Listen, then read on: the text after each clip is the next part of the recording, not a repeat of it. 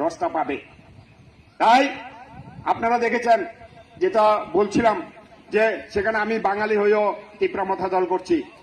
CPM এবং BJP গিয়ে বলবে পাহাড়ি এলাকায় বাঙালিরা আপনাদের প্রধান শত্রু, বাঙালি এলাকায় গিয়ে বলবে তীব্রমথা সরকারে আইলে বাঙালিরা থাকতে পারতো না, কাটতে লাগবো, ব্যবসা বাণিজ্য করতে পারতো না।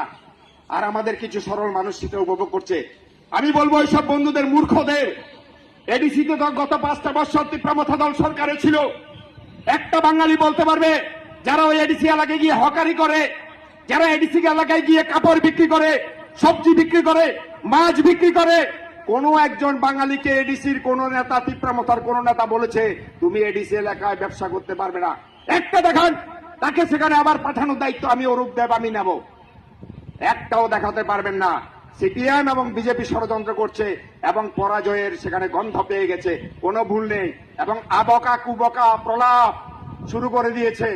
মানুষ মরার আগে কি বলে নিজেও জানে না, তেমনটা বলেছে। ওই কাঠালিয়া মির্জা ডেভিড মুরা সিং এর সঙ্গে যে দাঁড়িয়েছে, এখন বলছে ইলেকশন কোড অফ কন্ডাক্টকে তো জানে না। সে বলছে আমাকে ভোট দিলে পরে আমি আইফোন দিব, ল্যাপটপ দিব।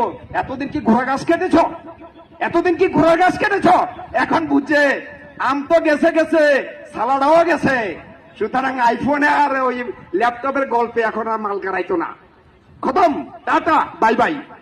এই কেন্দ্রে এমডিসি সঞ্জীব রিয়াং বিজেপির যিনি কিচ্ছু কাজ করেনি, কিচ্ছু কাজ করেনি, মানুষের সঙ্গে মিলামেশা পর্যন্ত করেনি। তাই